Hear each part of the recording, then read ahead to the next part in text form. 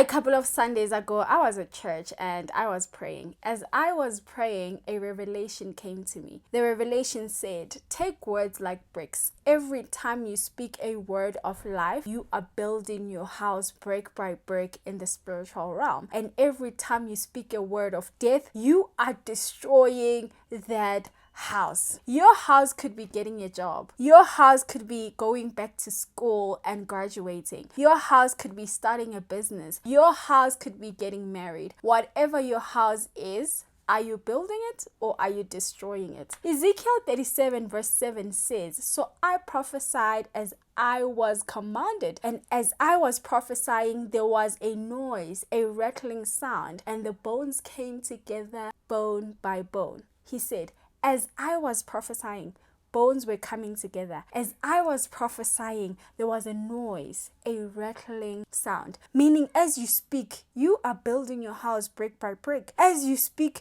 you are planting your seeds with your words. As you speak, you are watering those seeds with those words. As you speak, you are growing those seeds to come into fruition with those words. And as you speak, you will either eat the fruits of your words or you will reap the consequences of those words. It's up to you. Verse 8 says, I looked and tendons of flesh appeared on them and skin covered them, but there was no breath in them. You don't stop speaking because there is no breath in them. You don't stop speaking because you haven't seen it in the physical realm yet. You don't stop speaking because things are not going as you planned them to go. You don't stop speaking because of the trials and tribulations you came across. You don't stop speaking because you are tired. You don't stop speaking because you are feeling discouraged or you are losing hope. The Bible continues to say in verse 9, he said to me, prophesy to the breath, prophesy, son of man, and say to it, this is what the sovereign Lord says, come breath from the four winds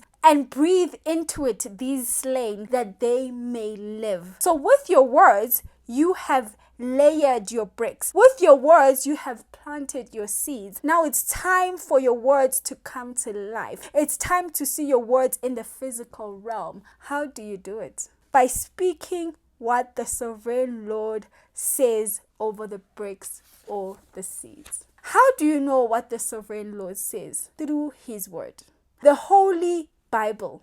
So now you are prophesying the word of God over the work of your words. So if you want marriage, speak words of marriage into your life. Then prophesy to the breath. That breath will bring to life your words. That breath is God. That breath is the word of God. Look for scriptures that speak about marriage. Then speak that breath over your life. If you want a job, speak words of being hired into your life. Then prophesy to the breath. That breath will bring to life your words. That breath is God. That breath is the word of God. Look for scriptures that speak about working. Then speak that breath over your life. Verse 10 says, so I prophesied as he commanded me, and breath entered them. They came to life and stood up on their feet, a vast army. Why did they come to life? Because Isaiah 55 verse 11 says, so